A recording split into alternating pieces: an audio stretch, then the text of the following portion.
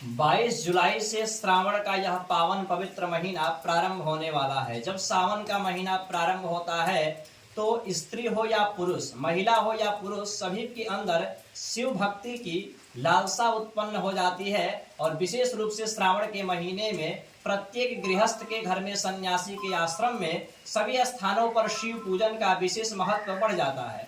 और यह श्रावण का पवित्र महीना 22 जुलाई 2024 से प्रारंभ हो रहा है और इसमें 5 सोमवार पड़ रहा है। सबसे महत्वपूर्ण विषय यह है कि श्रावण का जो पहला दिन है वह भी सोमवार से प्रारंभ हो रहा है।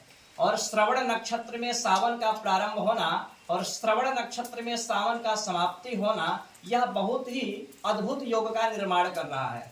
तो आज हम चर्चा करेंगे श्रावण के महीने में शिव भक्त जो है अपने घर पर कैसे पूजा पाठ करे, शिव पूजन की विधि क्या रहेगी और सोमवार को किस प्रकार से पूजन करेंगे, श्रावण मास में कैसे भगवान शंकर को, भूत भावन भगवान भोलेनाथ को कैसे आप प्रसन्न कर सकते हैं अपने घर पर।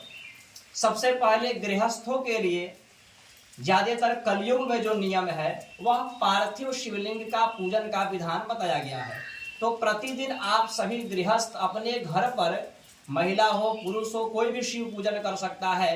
पूरे भाव से मिट्टी का शिवलिंग का निर्माण करके उस पर पूजा करना चाहिए। यदि प्रतिदिन आप सावन के महीने में शिवलिंग का निर्माण करके शिवलिंग पर जलधार, रुद्राभिषेक इत्यादि करते हैं, जल का धारा प्रवाह करते हैं या दुग्ध का धारा, भगवान को स्नान इत्यादि कराते हैं, तो उससे आपको लाभ होता है।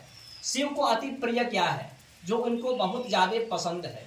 भगवान शंकर को तरह तरह के मिष्ठान, मेवा इत्यादि इनको नहीं चाहिए। इनको विशेष रूप से चाहिए बेलपत्र हो गया, दुर्वा, भांग, धतूरा इत्यादि इनको अति प्रिय है।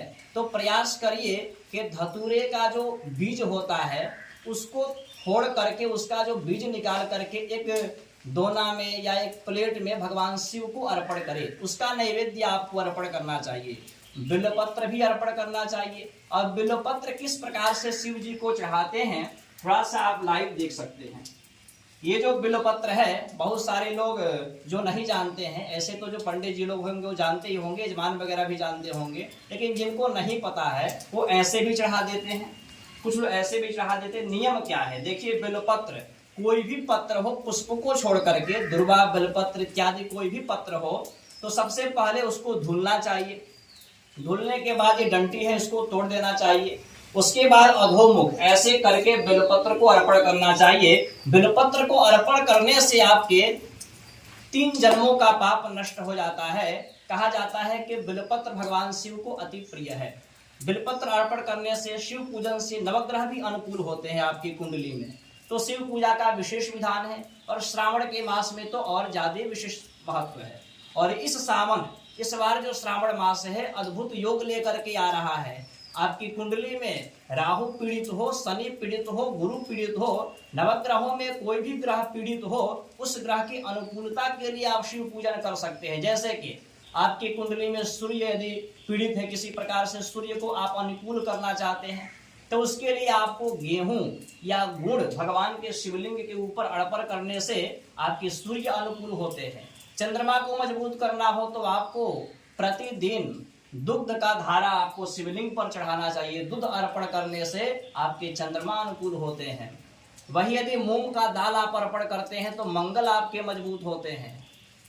हरि जैसे कि दुर्वा इत्यादि अर्पण करते हैं तो आपके राहु बुध अनुकूल होते हैं। गुरु के लिए आप चना अर्पण कर सकते हैं, गुरु के लिए केला अर्पण कर सकते हैं, इससे गुरु आपके मजबूत होंगे। शुक्र को प्रबल करना चाहते हैं तो शुक्र के लिए आपको सफेद चावल अर्पण करना चाहिए।